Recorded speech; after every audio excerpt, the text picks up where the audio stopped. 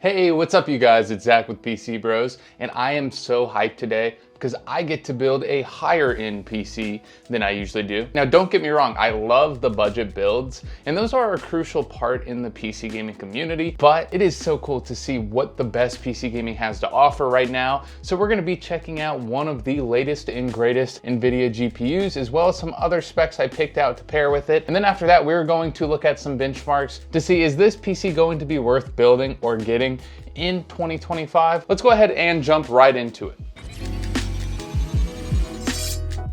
If you're looking to get into PC gaming and not sure where to start, check out PCBros.tech, where we have a wide range of gaming PCs in a bunch of different budgets, so you don't have to settle for too much or too little. And if you want something very specific and custom, we also have a custom build consultation service. And if you're interested in any of the PCs that I build on this channel, they're also going to be listed, if not already, on the website, so you can get them for a really good price and not have to build them, because all of our PCs have some sort of warranty, most of them 1 year. They have Windows installed, tested and activated, and all the necessary drivers that you need, so you can just plug and play. So when you get the PC to your house, you can just plug and play all of your favorite games without any worry. So check out PCBros.tech today and see what we have to offer. Now let's get right back into the video. Now for the specs. These specs I am really excited to go over because, again, I've been really wanting to do a higher end build for a long time now. And for the CPU, I went with the Ryzen 7 9800X 3D with 8 cores and 16 threads. This comes in at about $450 and is quite a powerhouse, especially paired with the legendary GPU, the RTX 5070. This is a 12 gig card with GDDR7 VRAM, and we just went with the Asus Prime one because it was one of the more affordable options on Amazon. You can get this for about $550 right now. Fluctuates a little bit depending on the deals. And for the motherboard, I went with the Asus TUF, keeping with that Asus theme. This is the B650 Gaming Plus Wi-Fi, and this motherboard is pretty high quality. It was really nice to, when I was building in it, I really felt that jump up, especially because last week I just did a budget build. And for the storage, this is something that you can definitely upgrade. I just went with the normal, the tried and true Crucial P3 Plus 1 terabyte. I honestly would recommend going 2 for this build, but just to stay within the budget, I kept with 1. And for the RAM, I chose 32 gigs of Crucial Pro, so that is 2 sticks of 16. This is the CL36, 6000 megahertz. Wouldn't really go any less.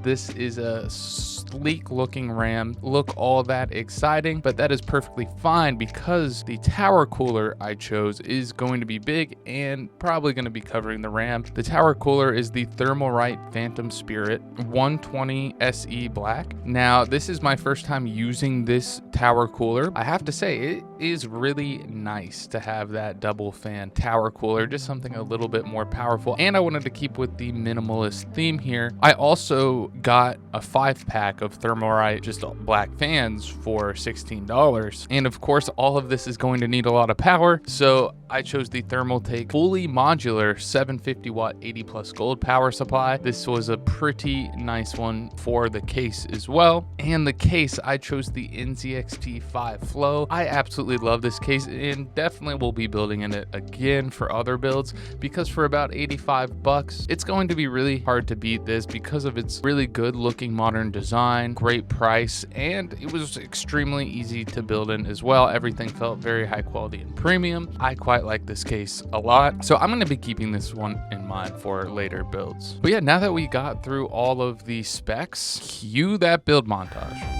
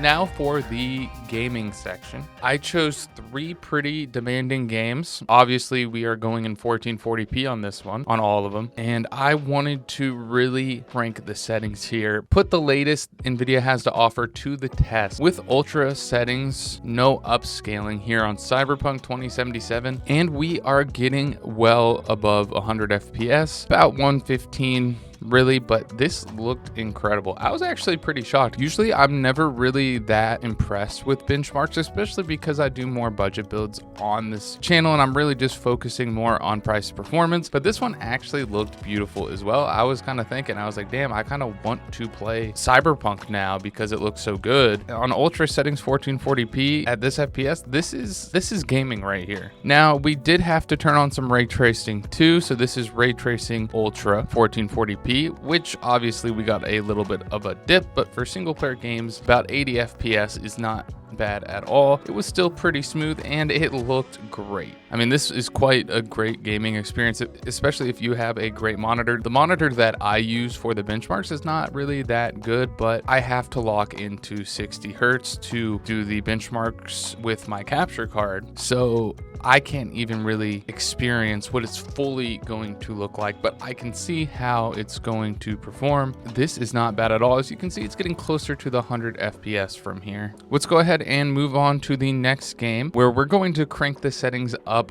Probably the highest I think I've done on this game. This is Black Myth Wukong. Cinematic ray tracing very high. So it's cinematic settings with ray tracing set to very high, 1440p, and we are getting that same about 80 FPS mark. Now, the Black Myth Wukong benchmark tool is not very exciting looking, and it doesn't really look all that good to me, but it's cool to see that we will still be getting a pretty awesome playable experience. But I would love to see how this looks with more action scenes. You can play cinematic. We could even tweak the settings a little bit more, but I think this was 50% render scale, so it wasn't even all the way high. It probably wouldn't recommend doing that, but we're really pushing. If, as you can see, we're at 99% utilization of that 5070. So this is probably about the peak on what it can handle. I naturally took the settings down to medium to see what high refresh rate could look like, and we are getting 160 FPS, about 170, so this is pretty dang solid. 1440p gaming is not going to be a problem at all for this build. I would even want to crank settings as much as I can, especially on the beautiful single player games like this. Now, last game I tested is one of my new favorites to benchmark, which is Marvel Rivals. I don't really play the game, but the benchmark is kind of entertaining here as it actually simulates what an actual game would look like other than just a cinematic piece. Has a lot of different scenes and explosions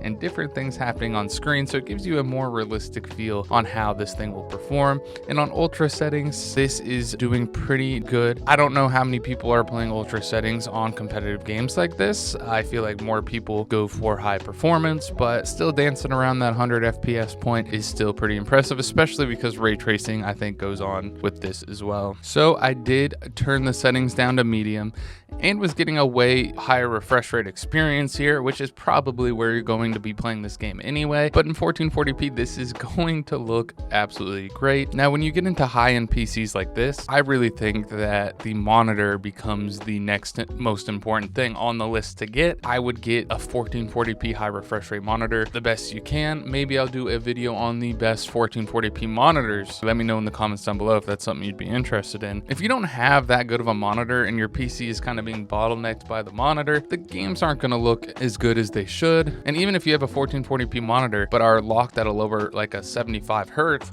it's just not going to be worth. So when building a high-end PC, you're also going to need a budget in a good monitor as well. I know a few people in the office here like OLED. I haven't got to experience that really yet. I would love to, but that's still a little too out of my price range to even think about right now. But for I think about 200 bucks, you can get a solid 1440p monitor. I know I have some at home. They're not absolutely insane, but I still enjoy single player games like Ghost of Tsushima, and I think the new one will be coming out, so that'll be fun to benchmark as well. Thank you all so much for watching, and let me know in the comments down below what benchmarks you might want to see next.